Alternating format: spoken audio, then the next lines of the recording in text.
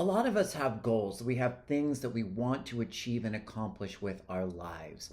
And this is a really good thing to have. Desire, passion, drive, that's what makes things happen. We're meant to be in motion as people. But sometimes when we want something too much, we can actually end up pushing it away or making it take a lot longer.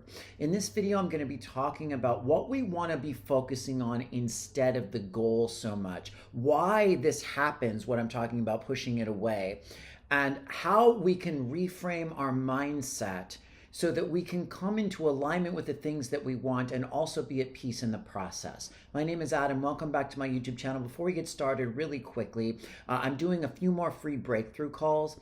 There's a link pinned in the comment section below. A breakthrough call, really briefly, is just a 30-minute call where I kind of help you go over your vision for your life, and we get into where you're kind of blocked and stuck on your journey so I can help you troubleshoot some options. Okay. So for many, many, many years, at the beginning of my healing process, the middle of my healing process, and even now, there are certain things that I wanted to achieve and wanted to do. And I spent years working my ass off for these things, one of them being music. And for so long, it just wasn't working. Everything would fall apart. I'd try to sing, my voice would give out, my body would give out.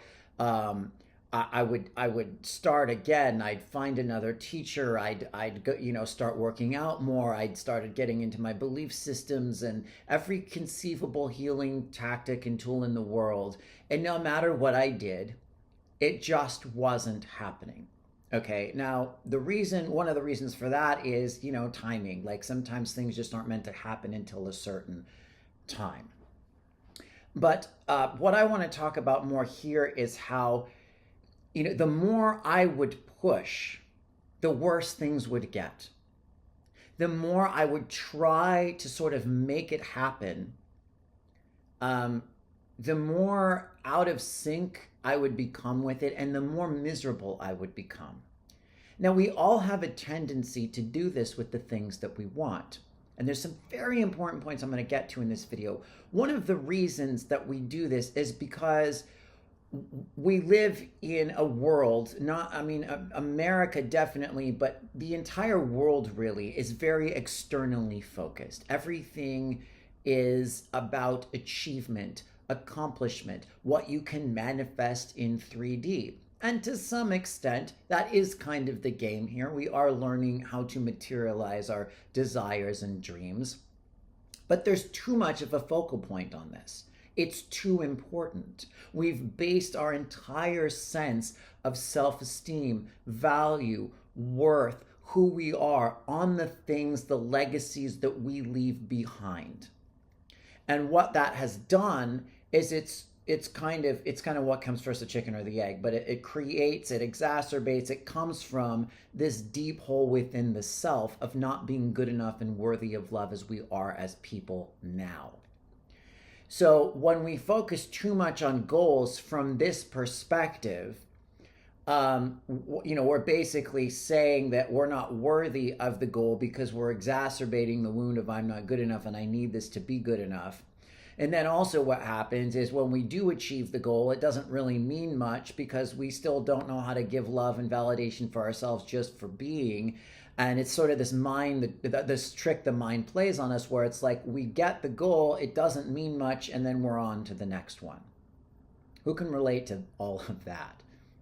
And when we push for something too much, we're basically telling the universe that we're not ready for this yet because, we haven't grown into the version of ourselves that can hold it, or we wouldn't want it as much as we do, which seems like a mind fuck in like a kind of shitty way for the reality to work, but it's really not.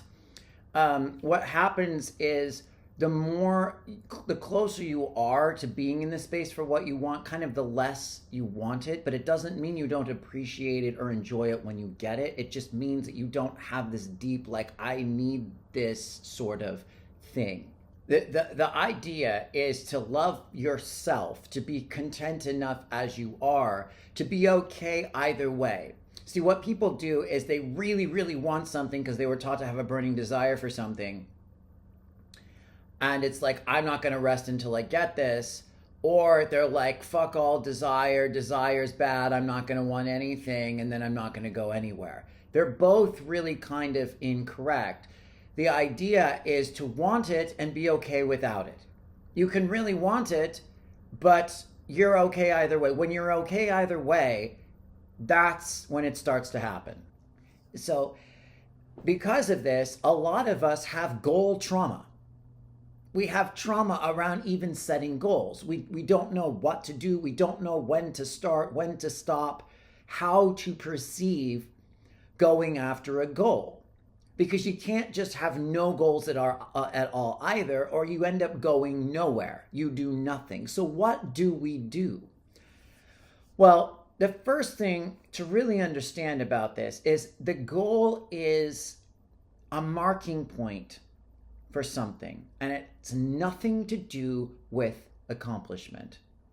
Pretend that what you accomplish in 3D is fucking meaningless and it doesn't matter.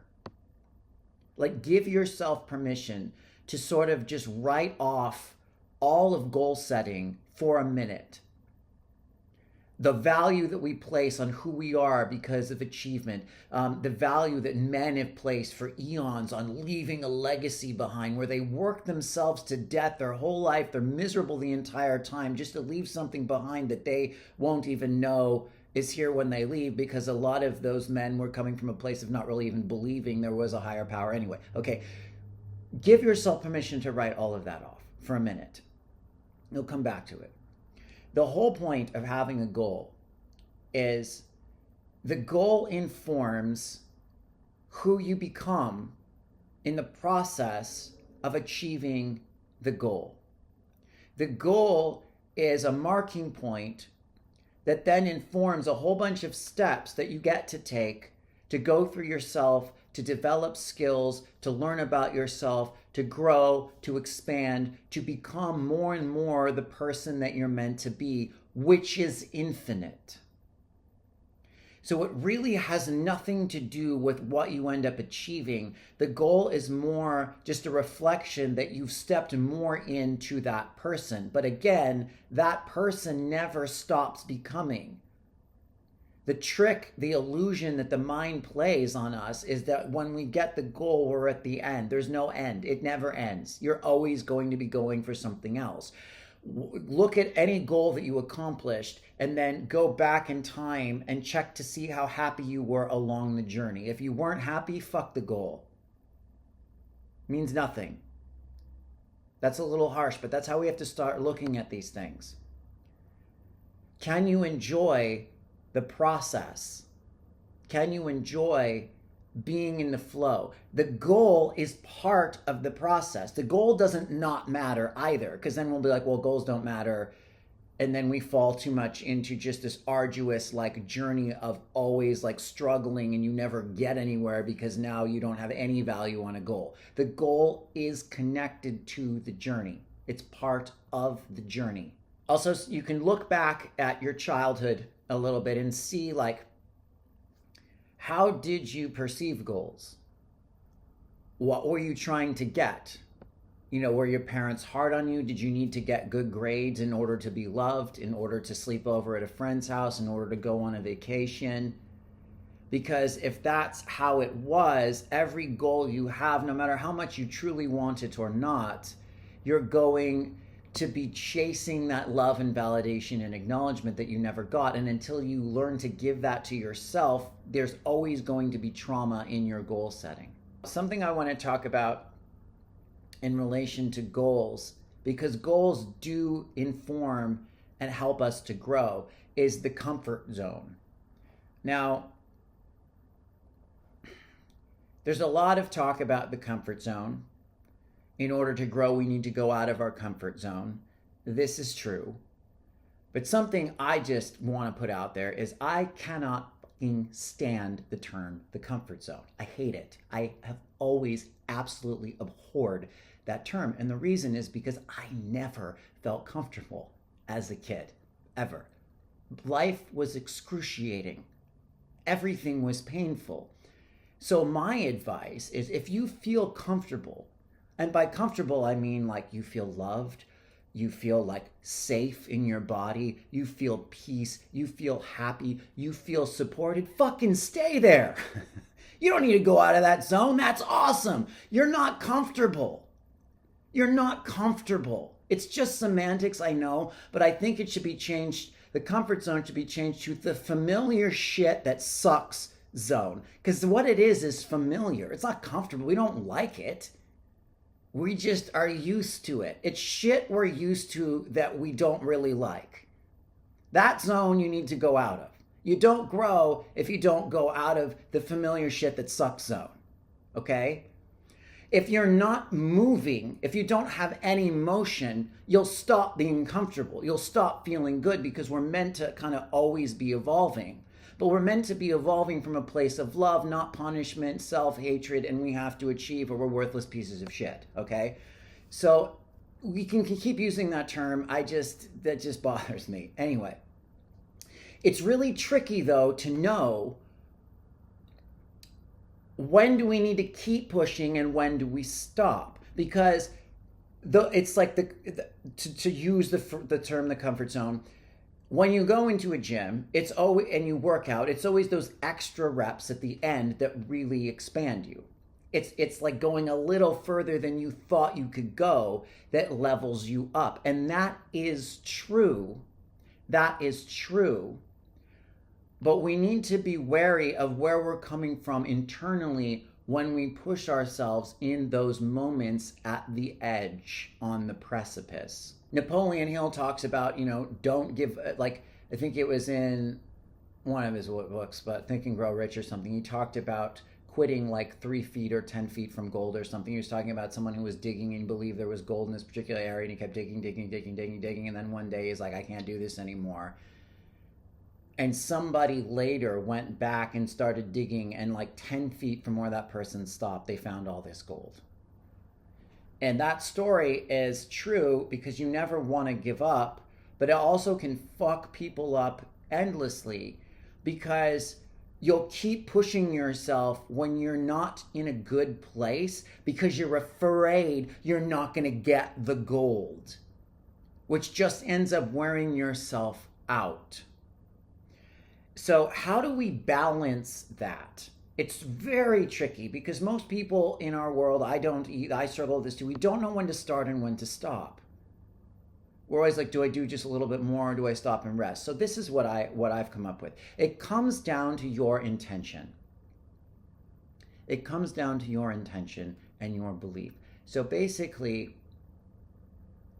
you never want to give up on the things that you truly want. Now, there are things that you think you want because you're chasing them, because you believe you're not good enough, that when you heal enough, you realize you're like, oh, I don't even want that.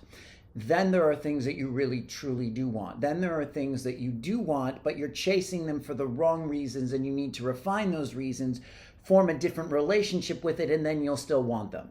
Now, that's something I'm not going to get too much into. It's tricky. But say you're going after something you really, truly do want. It's a soul desire. You never want to give up.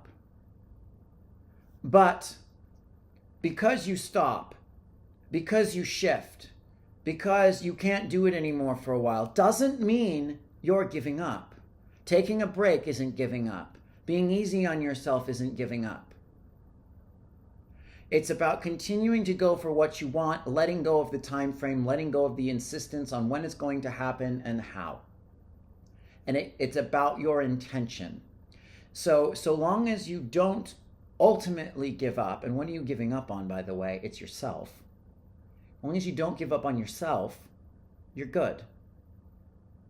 And as long as you treat yourself with love, you can learn the lesson. This is something I learned when I started doing stand-up, and I was so fried and so filled with fear, and I really shouldn't have been out performing at all, but I just was, this is what I felt called to do, and I just pushed myself out of my comfort zone when I wasn't comfortable to go do stand-up a few times a week when I could hardly even get out of bed. And sometimes, because I was so tired and sick and so afraid of speaking, I would drive 2 hours in traffic to an open mic, sign up, wait for 25 minutes. Many times I would make myself get up and do it, but there were times where I was just like, I'm in a horrible space. It's going to suck. I don't feel like doing this. I'm worn out. And I would leave 5 minutes before I went up. So I would spend like 3 hours essentially for nothing. And when I would do that, I would start beating myself up. I'd be like, I can't believe I did that. I chickened out, blah, blah, blah. I'd feel guilty. But what I found was that was the moment where I could do something different and I could still grow. So what I realized was when I went easy on myself and I forgave myself for not pushing through that fear that time, I moved forward. Because it was that judgment and self-criticism that was the same reason I was so scared to get up to begin with. It's what are people going to think? I'm going to suck, whatever. It really isn't them. It's me beating myself up if I don't do well or whatever. And that's what you want to understand. There are times where, yeah, you just need to kind of push yourself through that fear. There are times when that fear might be too much. Either way, if you're honoring to yourself, you grow and you move forward. And just because I didn't get up that night doesn't mean I give up, which leaves me to my final point for this video, or one of my final points. Something we all want to embody is the belief, and this is for me as well, what is meant for you cannot miss you. It can't. Which goes back to like digging for the gold. Like, was he, if he kept digging, would he have found gold in 10 feet? Maybe not, because maybe it really wasn't meant for him. Maybe the gold wasn't even there until he quit. I don't know. Reality is weird. What is meant for you cannot miss you. We have to embody that belief. So if we don't give up on ourselves, if we keep doing the best we can from a place of love and letting go to the attachment of the outcome and achieving the goal, things will happen. There's so many stories about people who did something similar to giving up 10 feet from gold, and then they moved halfway across the world and they walked into a house and, you know, they like something fell out of the wall and there's a treasure chest with a bunch of gold. That's not an exact, I never heard that specifically happen, but there are so many stories where people just give up, move across the world, and out of nowhere they run into someone weird, they get pulled into this series of events, and they end up manifesting what they were going for because they just kind of let go and gave up on it. There are stories all over the place. So really embody that. If it's meant for you, it will find you. But the most important thing that I can say is it's all a journey. The more you are kind to yourself, the more you give yourself grace and trust,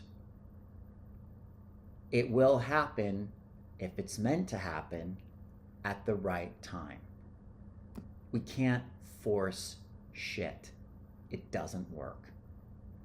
Anyway, my name's Adam. Thank you so much. I have a free energy clearing in the description below. Please let me know if you have any questions, comments, revelations, breakthroughs. I always love to hear from everybody. Other than that, thank you so much. I look forward to next time, and bye-bye.